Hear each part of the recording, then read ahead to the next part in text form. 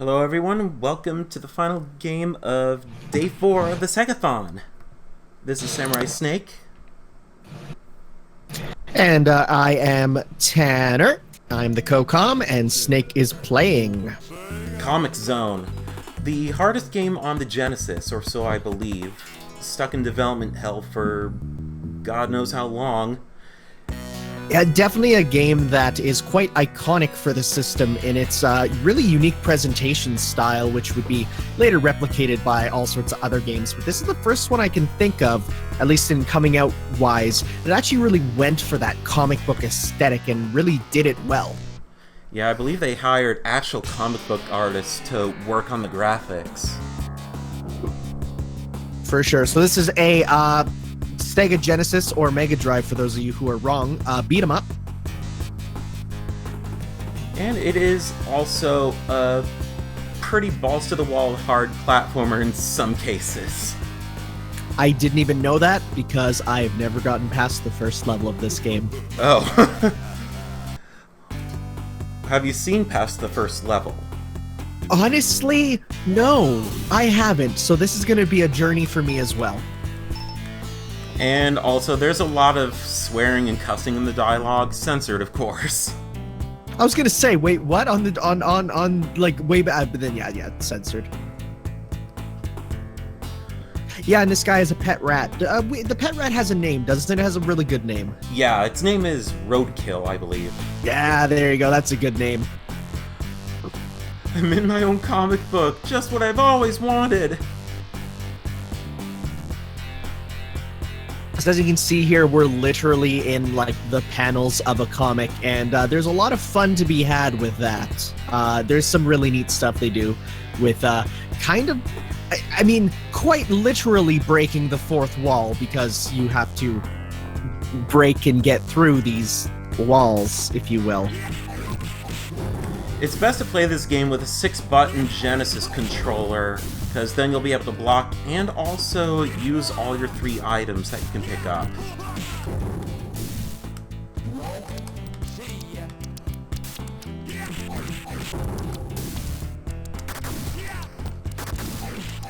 So, once again, we are playing for Child's Play charity. You can find the donation link in the description of the video, the title rather, as well as I'll be throwing it into the chat. If you have any requests or questions for us, you can throw it in and we will answer, as well as we have some incentives to go towards, so please take a look at that also in the chat there, which I'll be grabbing after I grab it myself. This game also has some fighting game command inputs that you can do to execute special moves. But really? The manual never really tells you how exactly to execute them. Oh, it's one of those old school games. Yeah, most of the time, I just usually go nuts with the inputs by pressing diagonally up toward or down toward and just going crazy with the attack button, just to confuse the enemies, because that's the best way to attack your enemies. Those are called mix-ups in fighting game lingo. Yeah, there you go.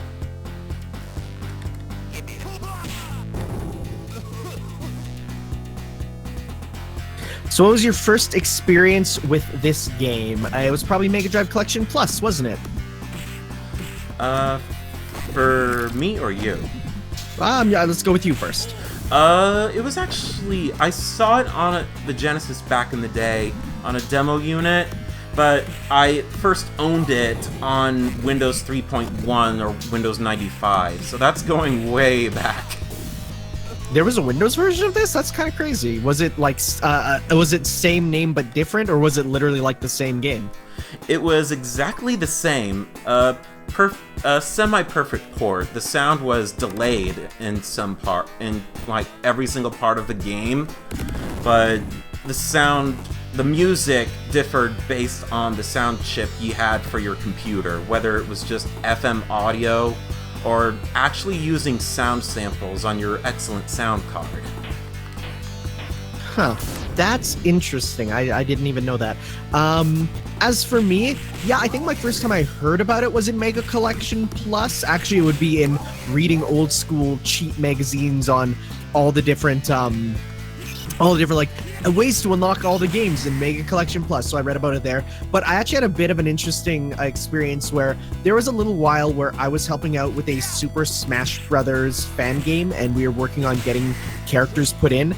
And someone was trying to put in the character from Comix Zone here, and so I was trying to help grab sprites and stuff from it and put them together into attack animations. Sadly, it never panned out because they decided, hey, making everyone work on characters means there's like no quality control. So they instead decided to go and just try and make it a bit more cohesive. But yeah, that was going to happen for a while there.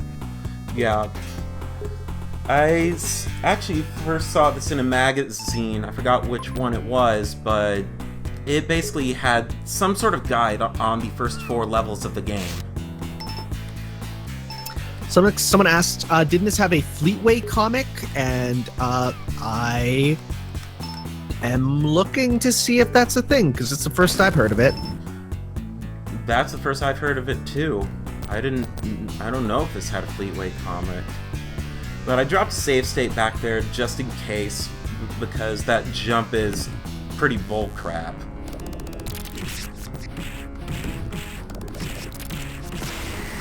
I found an issue of Fleetway that mentions it in the, I think it's the review section here. Huh. But it didn't actually, let's see here. Yeah, it reviewed the game, but it didn't have a comic, which, I mean, it would make sense for this to have a comic. It's about a comic, but as far as I'm aware, that's not a thing. Unless maybe it's, like, not on the internet, which is entirely possible with such old things. Yeah. Alright. I'm gonna have to let loose Roadkill underneath these fans. And Roadkill is very useful. Besides electrocuting enemies, he can also find hidden items, and also turn switches off, which is very useful. Because otherwise, you'd be expending your own health to do some of those things. Makes sense. Must have been thinking of a different one from Fleetway. Maybe it was not Fleetway, but just an independent comic even. Speaking of which, there actually was a in-manual comic for the intro of the game, or like the story. Oh, that might be it. Yeah, that might be what you're thinking of. It wasn't in full color, but I can probably imagine the Japanese version, at least, would be in full color. I do have to wonder how Japan would sort of view this as, this is very much looking at, American comic books, and back in that day, I don't know how much they would have known of them. So that'd be interesting to look up the reception on. Maybe I'll send a message to the Legends of Localization guy. He knows he gets good info on stuff like that. Yeah. But actually, this was developed at SEGA Technical Institute, an American developer at SEGA's US branch. I believe they were also the people that essentially programmed Sonic 2 and Sonic 3. Let's see here. SEGA Technical Institute. Let's see what else they've done, because now I'm intrigued. Institute. Okay, that mutant just fell off the page. Nice. So let's see here. They worked on, aside from Sonic 2, Sonic 3, Sonic Spinball, Comix Zone, and The Ooze. I've never heard of The Ooze. I've never even played The Ooze. All I know is that it's an Action 52 game that obviously sucks.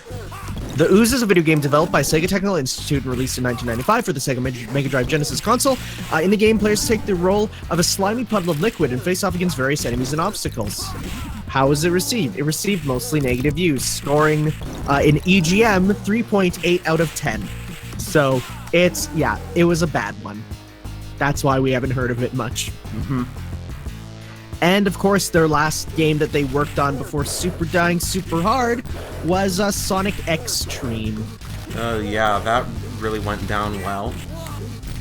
You know what? Every now and then we get little bits of more and more Sonic X-Treme, and I'm very happy. Like, no matter where we are in life, there'll always be more stuff of Sonic X-Treme being found.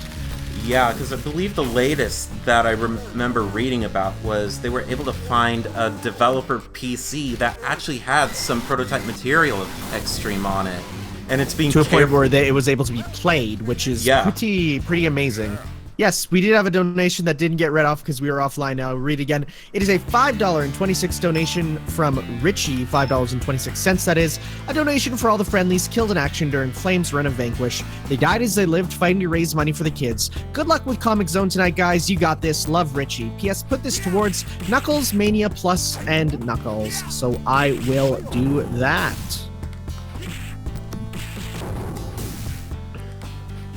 Alright, so for this stage, or rather episode 2, we have to find this temple and enter this tournament in order to find the location of everyone's master here. The tournament arc, my favorite arc in all anime. I actually love tournament arcs. Some people hate them, but I really like them. I think, for me, it kind of depends on what it exactly is for, what its purpose is. Because, like, if you saw Yu Yu Hakusho, the tournament arc there actually served some purpose. Actually, two of them, actually all of them did. It's just that one of the tournament arcs was, like, very good. Okay, I'm gonna need to plug the hole up with for these guys. So we are, just so that you guys know, we are $51.20 away from Knuckles Mania Plus and Knuckles Mode being unlocked. So please go and donate if you want to see that. It would be really cool because, heck, that's a lot of memes we can have some good times with there. We also have a bid war going on for who is going to be the playable character that we are going to play as in Sonic Mania Plus. Currently winning is Mighty with $107. After that is Knuckles with just under $30. And finally, Ray is at $7 right now. So if you really want Sonic, Tails, or Ray, or Knuckles in instead of Mighty, then hey, guess what? You can put in the money to try and get them. And yes, My Hero Academia did have a really good tournament arc. Alright, there we go. Okay, now to take it easy with this area, because if you hit solid objects like those rocks or these boxes, you're going to lose health. Exactly like I said, and here you're going to want to be extra careful because these boxes explode. That is interesting. I mean, it makes sense just playing as a dude that punching solid rock would in fact hurt your hands. I mean, but it's, I don't know how I feel about that. Alright, there we go. Didn't lose health over that. And right here, there's a secret wall. Knock that down. Because if we break open the door to this panel, we get some items. Hey, items are always fun. And it's a good thing we brought Roadkill with us, because he's going to be very useful against the final opponent. Alright. And we are fighting against a bunch of Kung Fung graduates. Sorry, Kung Fung, you said? Kung Fung. Alright, well, what is Kung Fung a real thing?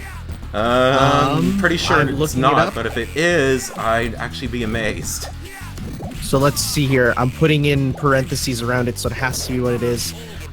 So I typed in Kung Fung, and I got Let's Play Comic Zone Episode 3, Kung Fung Master. So I think it's just a creative decision on their behalf. Yeah. Not exactly a very original martial art name there, Sketch.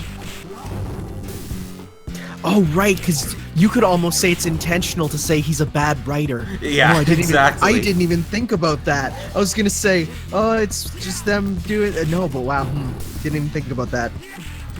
He's essentially the Ken Penders of his own game or his own comic.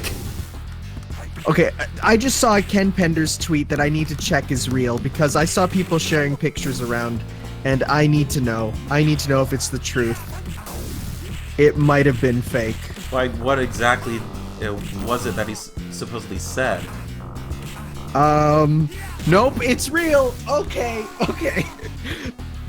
Okay, so we have a tweet from Ken Penders here. It was 3 days ago. Of course, I'm mad this morning. I didn't serve in the U.S. military to support traitors like Donald Trump, but I can walk and chew gum at the same time. Anyways, here's a portrait of Zero from the Laura Sue Chronicles. And there's a Laura Sue Chronicles character. Oh, a character named Zero? Yeah, but spelled with an X. But like, it's just like he's making this huge political statement, of which it's fine. But then he plugs Laura Sue Chronicles art there, and it's amazing. Also, Wow. he just showed apparently 1 day ago what the Laura Sue Chronicles official app looks like, and I'm watching a video of him going through it. This is the most amazing thing ever. Oh, okay. That's why that what's her face said just throw him one, because either you can throw this grenade here, or you can do this the fun way by ripping off a piece of your own comic and throwing a paper airplane. That's cool. That works. All right, yeah, I'm just gonna drop a save state here just in case, because this section is bullcrap again, and I have no idea why they put this in here, but generally, the best idea for this section is to just rush it. This is definitely like, this was one of those games that you play as a kid, and you definitely have to play it a couple times to learn how to beat it. This is the one that you would definitely, as a kid, need to use that, the section in the back of your manual for notes to say, okay, in this section, go fast or else you'll die. Okay, oh my gosh. There we go, there goes one. Come on! Oh, okay, missed. Come on! I want to punch you! Okay, good. There we go! Good job. Alright, that is page 3. Okay, I believe that this section right here, either this page or another one is... Okay, yeah, it's this page. This is where the game starts getting really bullcrap. Alright. Okay, roadkill. Oh, that's not what I wanted to use. Oh well. Okay, roadkill. You gotta find me something here. Anything. Come on, little buddy, you got this. Okay. Nothing. But what you're supposed to do here is hold on to this part of that electrical fence or wiring or whatever. Jump over this panel. Okay, there you are.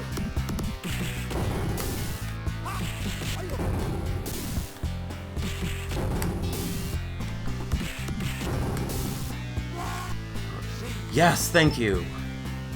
Iced tea. Ooh, I'm drinking some iced tea right now. It's delicious. Okay, sick 'em. Thank you.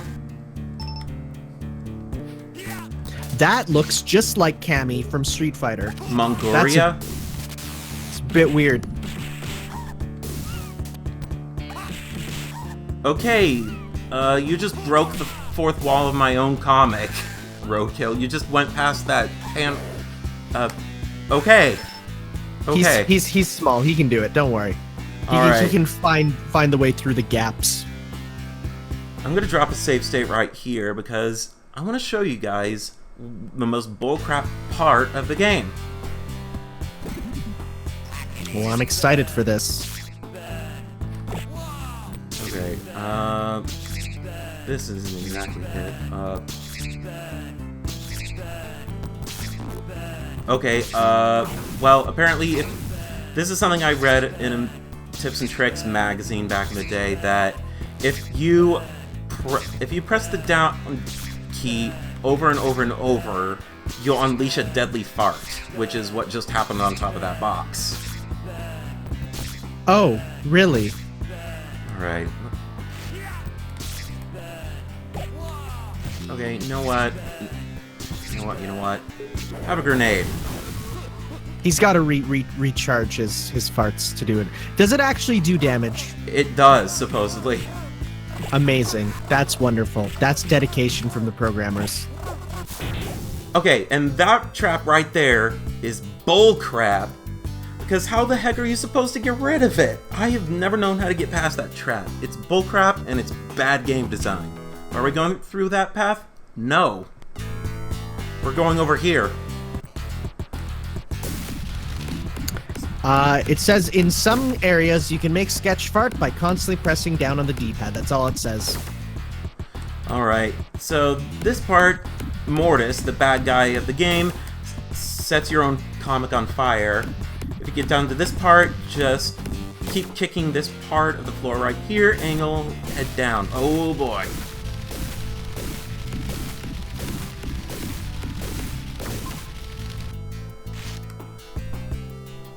Alright, is there... I didn't mean to throw that. Okay, dynamite. That's helpful.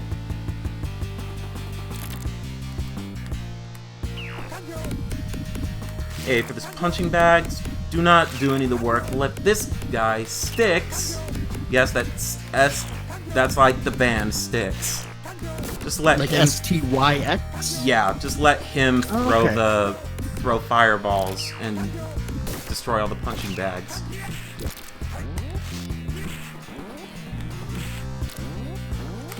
Very original to name your own characters after a hard rock band. Oh, wait!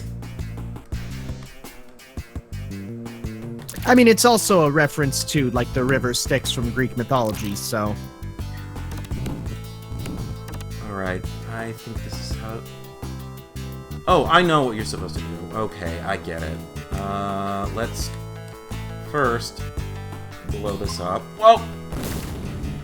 Okay, there's nothing in there. Darn. Well, just like she said, put roadkill to work.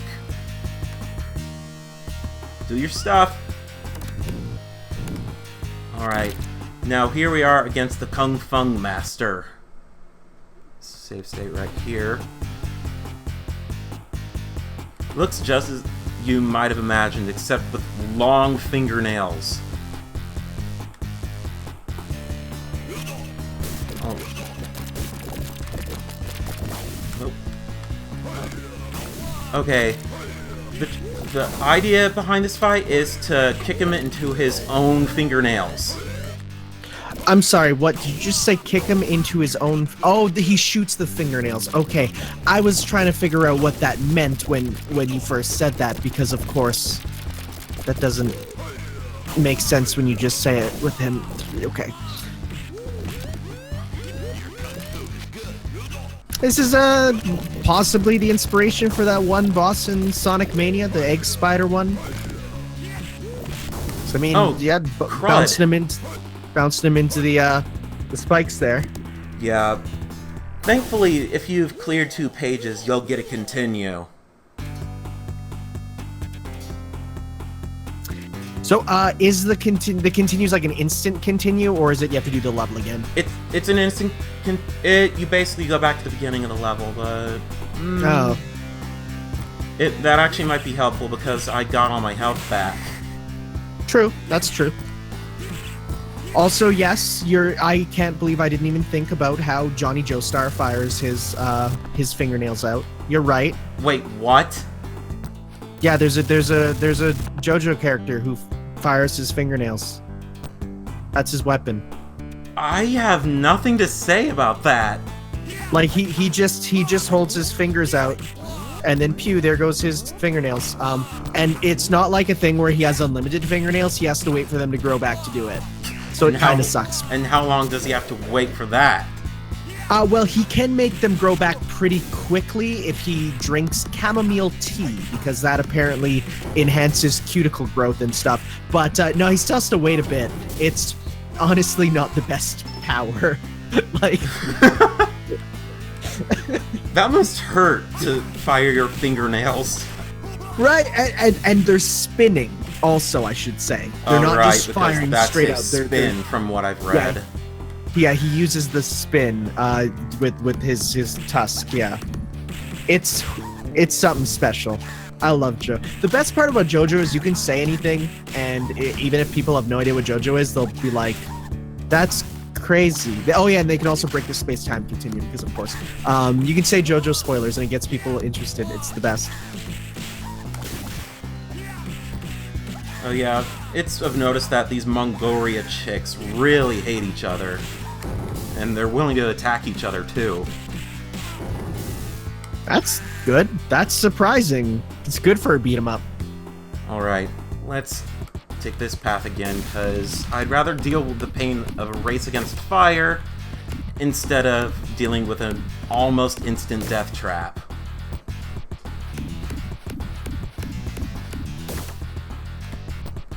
Oh, there you are, Roadkill. Thank you. A surprising amount of just swearing. I mean, it's censored, but it's still just surprising for the era. Okay, let's destroy this thing. Thank you very much. Alright, Roadkill, do your stuff. Yeah, so, like, from what I'm watching here, I have no idea how you would figure all this out on your first playthrough. It took a while for me to figure out where exactly to go for the previous panel about 2 panels ago. Because a lot of this is, well, besides action, there are also puzzles, as we have seen in this game so far.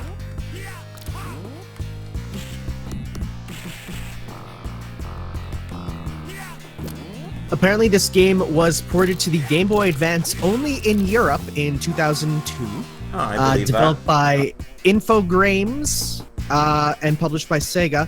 Fans criticized its release because the music was different compared to the Genesis and Mega Drive's version. Having a small screen size allowed much less on screen. That was said to lessen the effect of seeing into frames around the player, making it more like a traditional platform game.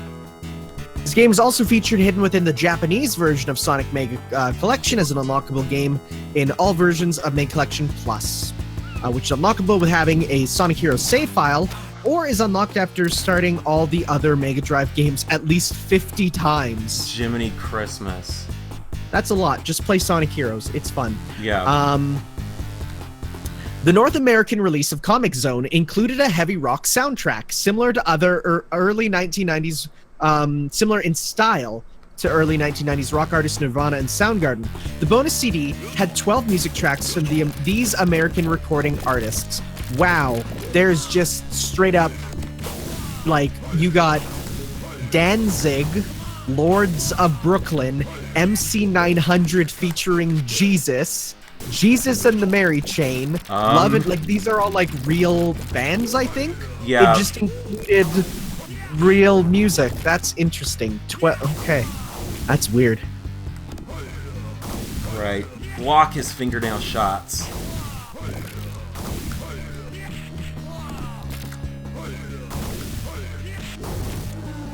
Comix Zone was such a weird game. I wouldn't say it's weird so much as it is creative. There's many weird games coming out in this era. This is a creative game, because you can see where they were going with it. Unlike, say, what the heck's going on in most of Space Harrier, where you're just like, sure. And there we go, he got nailed.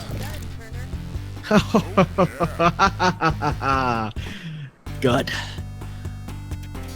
Alright, and I actually got a hold of the Genesis copy with the aforementioned music CD too.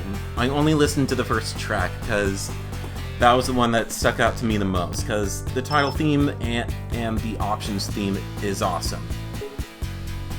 Was that first track good, however? It was.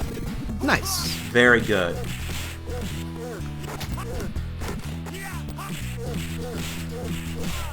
So is roadkill kind of like a permanent item you can kind of keep with you? Like, you can put him down and pick him back up? Yeah. Yeah, given that he stays with you in every single panel. Oh, okay. And once you get to the next act, or episode rather, he'll appear in the first panels. Kind of weird they're calling them episodes and not issues. I just feel that's a bit strange. Yeah. Right. Is there anything that you can give me, Roadkill, or find?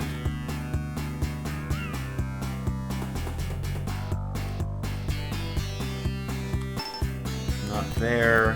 What about on the rock? Nothing there. Anything over here? Nope.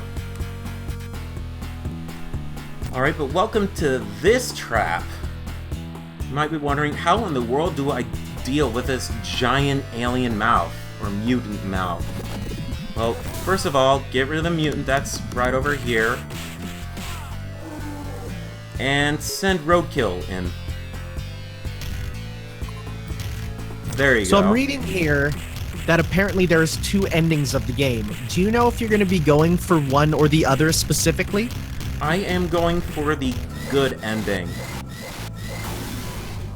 All right, because I'm also reading here that the bad ending is kind of almost a better in-universe ending.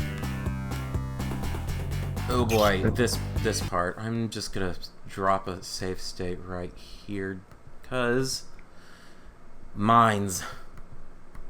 Ooh, fun. Oh, what? Where'd you come from? Oh.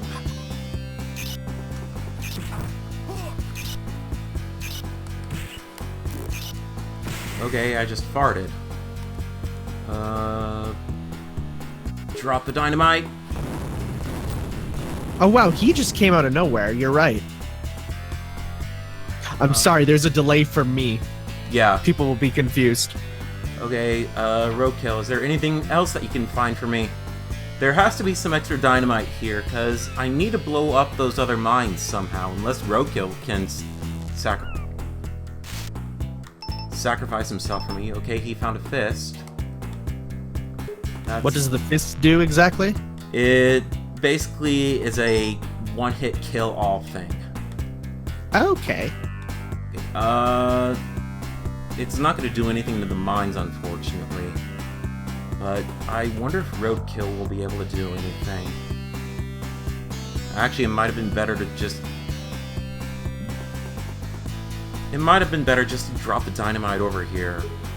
Mm-hmm. Unless you're able to do something, Roadkill, because that would be great.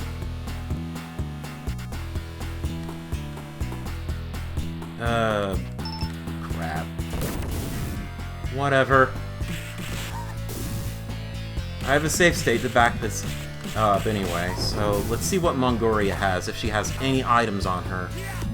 And that's why we're playing with, oh, never mind. Safe states. Okay, that helps. Thank you for the iced tea.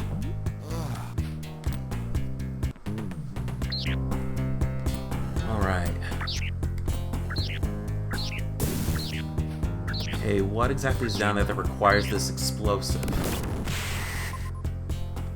Okay, whatever that was. You might be wondering, how do I access this panel down here? Just drop Roadkill off, and he'll show you the way.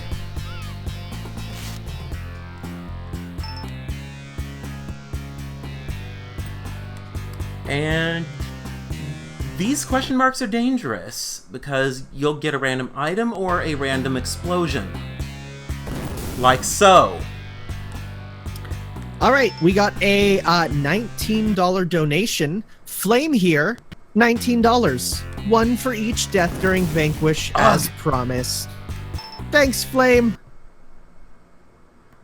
Okay, so are both of these, are one of these question marks gonna end up being a random explosion first? Yeah, I definitely think that's going to be the case, so skip.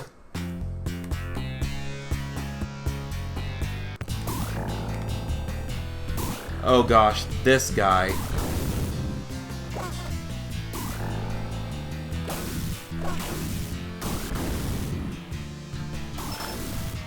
Okay, come over this way. Is there anywhere you'd like to put the money, Flame, or are you just putting it in just for the sake of putting it in? That sounded bad out of context.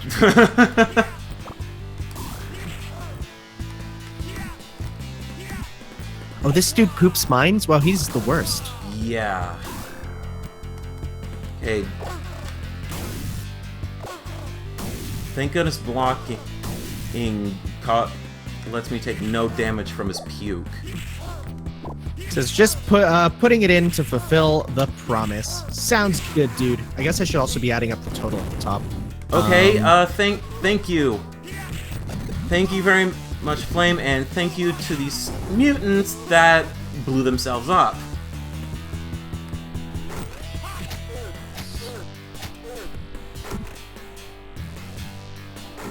So, with Flame's donation, we are at $1,428.49, meaning we are just about it's like a little over $70 away from getting that next game. All right.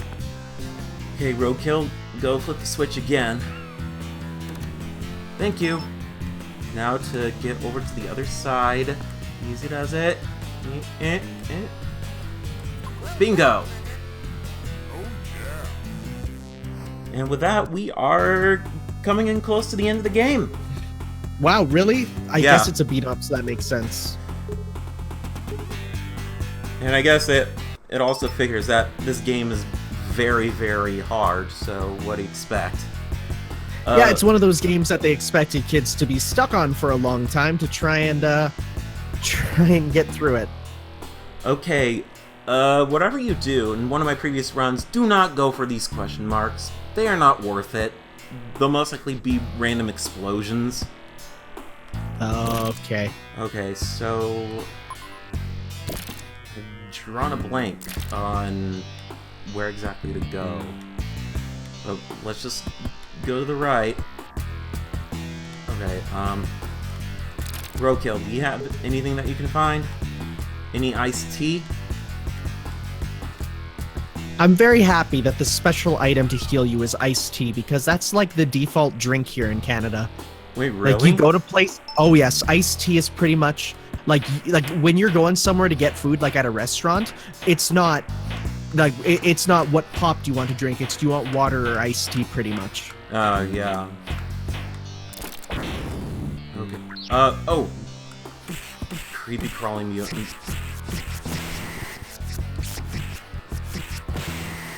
Alright. One sticks. You can definitely see the inspiration from all sorts of different types of pop culture at the time, like those xenomorph-looking things, the ninjas looking right out of Mortal Kombat, and other similar comic styles of the time. Yeah, and I guess what sticks? A Teenage Mutant Ninja Turtle or something, or what? You know what? Maybe he might be. I could see a little bit of that, because he is using the ninja weapons. He is green. Let me feel your ribs, he says. Yeah, sure. Yeah, he's... Oh! There was iced tea right there. That hurts. Speaking of iced tea, Dandy Leon says, I thought iced tea was a thing for Southern Americans. Our iced tea is very different. It's a very uniquely Canadian thing. It's not cold tea. It's like an entirely different drink. It's weird. We're a weird country. Okay, let's go down here. Okay, I know what I have to do with this part. Not die.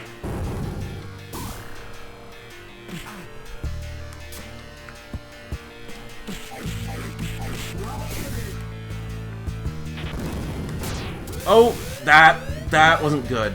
That was not good. At least I have one continue left. Okay. Oh!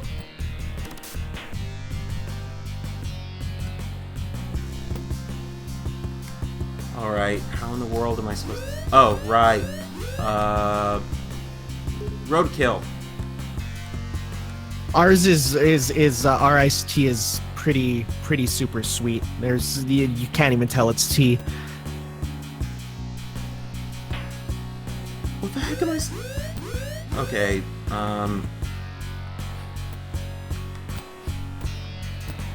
is there really no way past this? Can you roll under them? No. Hmm. This is bad. Okay, let's see. Where exactly did I screwed the pooch on this one royally. Let's see here. Alright, let's... Comix zone missiles. Let's see. Where did I save last? Okay, right over here. I'm fine starting off here if it means I can get that iced tea again. Oh, that's good. Alright, just blow these mines up. Thank you. And head over this way. Come on.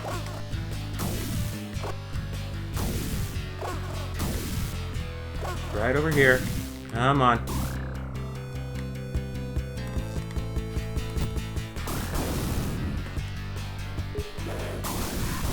Oh, got him. Got him that time.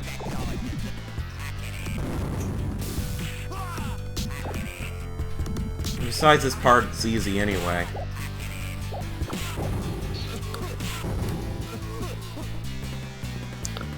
See if I can find any interesting information on the staff who worked on this game. If there's anyone whose name might jump out at me. Howard Drawson worked on this game. He's the voice of Sketch Turner and also the guy that said Test 1-2 SEGA. Huh, yeah. I believe he was one of the composers for Sonic 3 and Knuckles, maybe? Howard Drawson is the Sonic Spinball, Sonic and Knuckles, and Comix Zone music artists, yes. He also worked on Die Hard Arcade, Die Hard Saturn, Dynamite Cop, and his final project was Sonic and the Black Knight. Wow. He got around. Wow, that's quite a title to go out on.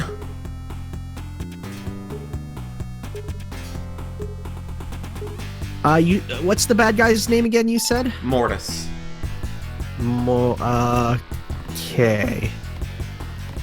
He's so Sketch, Mortis, Strigil, and Kung Fun are all Howard Drawson. Gravis is voiced by the concept artist Peter Morawitz. Yeah, that's a name that was famous last decade. It's just weird to think that a Mega Drive game had character voices, period. Like, I'm not listening to it because obviously you'd hear the game again and that would suck. But it's just like, it's weird to think that there were voice actors back in this day too. Mind you, incredibly bit crushed. Yeah. It kind of makes me wish that this game was ported over to the SEGA CD. Oh yeah, that'd be really cool actually. Because, I mean, if you took a look at the intro to Comix Zone on the PC, it had animated comic panels on it. Alright. So the backgrounds of the game were done by, there's two people with their own pages. One of them, Kunitaki Aoki, she actually worked, or I said he, so there we go. He worked on Metroid Prime Hunters, the Mario vs. Donkey Kong games, as well as 1080 Avalanche. So that's kind of cool.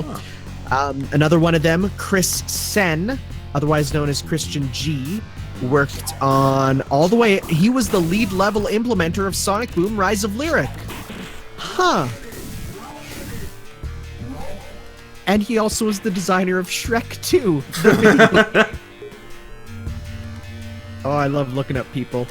and seeing what they've done. Who's streaming today? This is the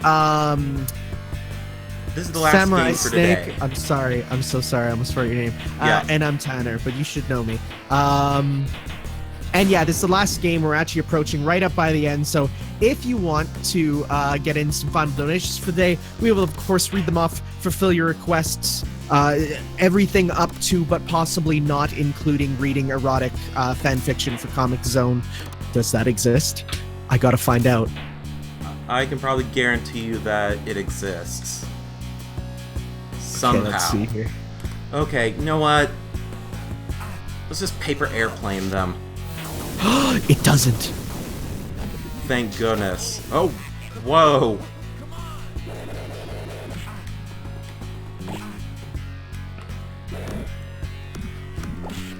Alright, here's where all these enemies get pretty hard, but if you mix up your attacks, you should be able to kick their asses pretty good. That is, Do if a it'll let me. jumping heavy kick into crouching light punch, and make sure you do special into super. That's your bread and butter combo. Just kidding. That was a bit of a fighting game, Joe. Alright, there we go. Sketch, this is major shit! I can't believe they said cuss words in this old video game. Censored, of course, but that's essentially what she was going for. Alright, please. Are you able to find anything roadkill? Nothing? Crud.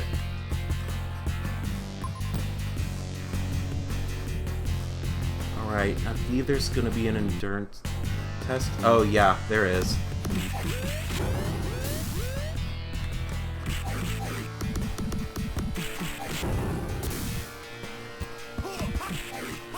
Okay, I have no idea how I got over to the right of him at all. But Mortis is going crazy drawing in all these enemies.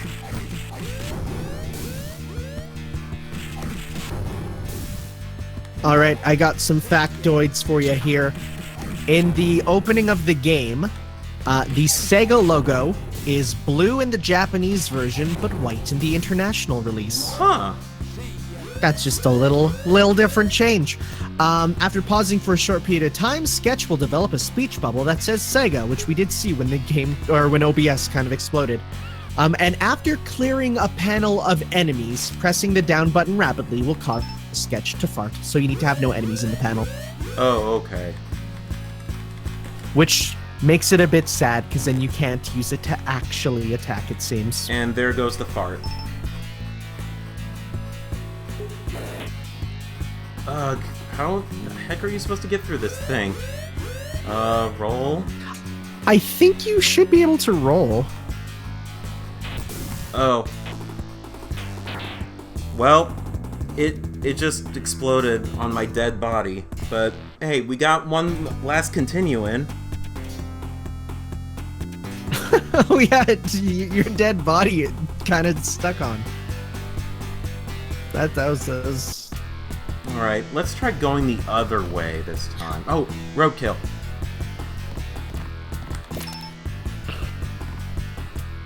It's always usually at the beginning of every single stage. Looking for anything else interesting about this title here. There's probably, well, nothing gained and nothing ventured. Let's see if there's anything useful in here. Yes! Iced tea! Oh, so it was Sega Technical Institute who converted Puyo Puyo into Robotnik's Mean Bean Machine. Makes sense to me. It's a shame that we never got the rest of the games Mean Beanified. Just kidding. I kind of prefer Puyo as what it is. Yeah. First time I actually owned a Puyo game was on the Neo Geo Pocket Color. You owned a Neo Geo Pocket Color? Yeah. I don't think I've ever seen one with my own eyes. I mean, besides Puyo Pop, I had Sonic Pocket Adventure, King of Fighters Round 2, SNK vs. Capcom, both the card game and the actual fighting game. That's crazy. Rockman Battle and Fighters, which is kind of a downgraded port of the Mega Man arcade games. Yeah, I've seen that one. I found an interesting quote here. Comix Zone serves a role for the Genesis, similar to what Kirby's Adventure did for the NES, by sending the console out on a technical high note. I like that. I like that idea a lot. Because, I mean, one thing that I do love looking at is compare the first releases on a game console to the last one, and you can see the improvement. And I mean, compare this to all the other ones, and it's crazy. Oh, yeah.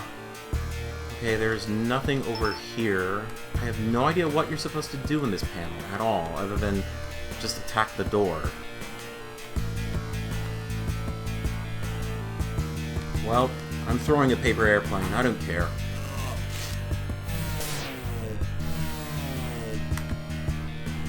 Apparently, there was a release of the game soundtrack under the Sega Tunes label, which included other similar Redux tracks from Sonic and Vector Man, but Howard Drawson actually took 6 songs from this game, remastered them with actual instruments, and gave them hilariously cheesy vocals. Oh yeah, because in the first song on that sound CD... Okay, throw a airplane here. He jumped right into that! Oh man!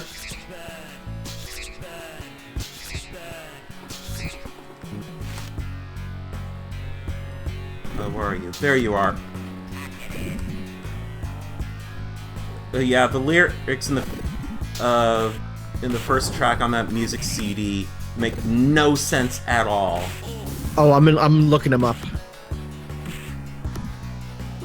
Here we It's go. like Stoneface calling you. Yeah, here we go. kid. Here we go. I'm gonna read them out. Stoneface calling you mechhead, straight-laced, come undone, chew down, runaway freight train, steal the song, calling me. When it comes undone, leave me alone. Dare to change the song, cutting down the bone. Shoulda cleaned him, out of control, into the zone. Sheepdog howling at my head. Headstrong, got nothing to say. Streamline, razor wire necktie. Feel so dull, this sounds like weird, like, slam poetry. When it comes undone... Okay, we got that one.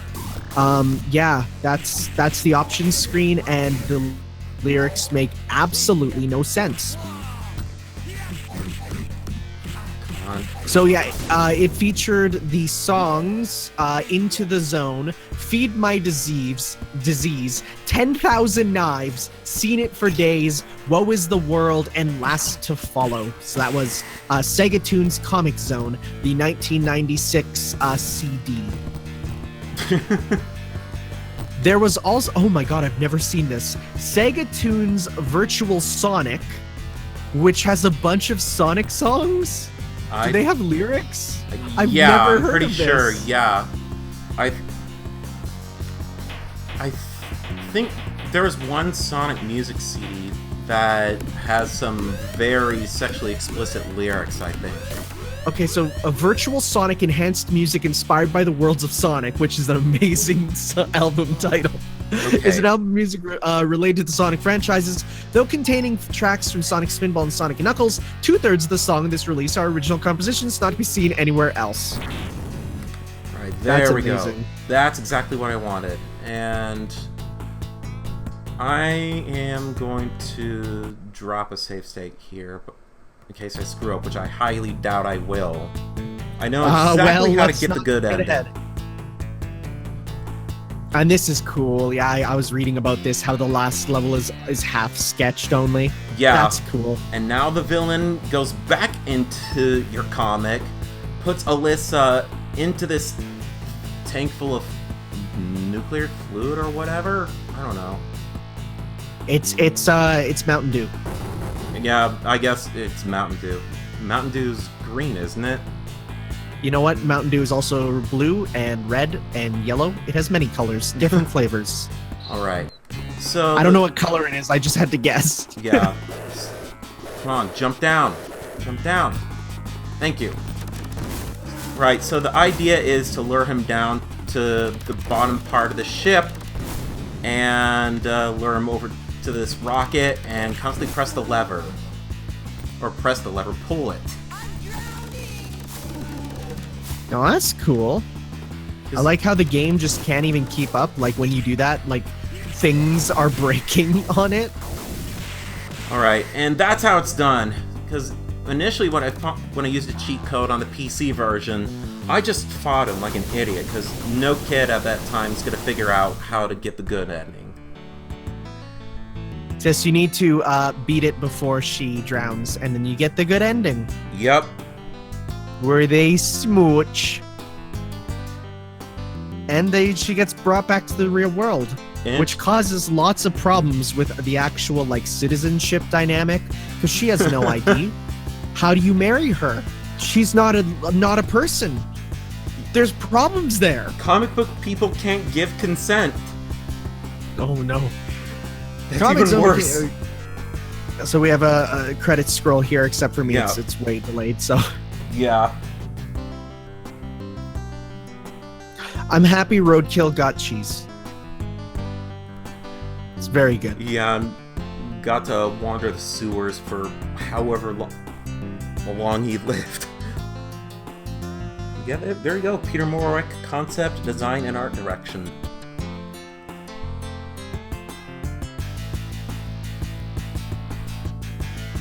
So let's check. Again, this is your last time today to get any donations in. Otherwise, we do have stuff happening tomorrow, including... Let me pull it up here. One of the next games... Yeah, go ahead. Tomorrow's schedule is starting off in the morning. We have the first part of Phantasy Star 4, run by Volk, Kokam being Tom. After that, we have Panzer Dragoon, run by Samurai Snake, Kokam TBD. After that, we have Sonic and SEGA, or Sonic and All-Stars Racing, transformed by Flaming Claw. Why can't I speak? With Spar and Nat as co-coms there. So that's our schedule for tomorrow. Some real good games in there. And I'm just gonna throw out this incentive that if we get at least $100 during Panzer Dragoon, I'll show off episode 0. Okay, so you heard that first. Episode 0 for Panzer Dragoon. I will add that to the incentives for people to see. Panzer Dragoon. And you said how much? $100. All right. That's easy to get, so that will be up tomorrow. Yeah, Dandelion. Some of the producers and programmers and staff for this game are familiar because Chris Sen worked on Sonic Extreme and said he had about a month or so to live when he was working on Extreme, because he essentially didn't sleep, or if he did, he would sleep in the office under his desk. That sounds bad. Yeah. So I think Japan does that sort of crap. You haven't heard anything like that for America. But that's Comic Zone, people. Thanks for coming out and donating. See you all tomorrow for Phantasy Star 4 Part 1, Sonic and SEGA All-Stars Racing Transformed, and Panzer Dragoon.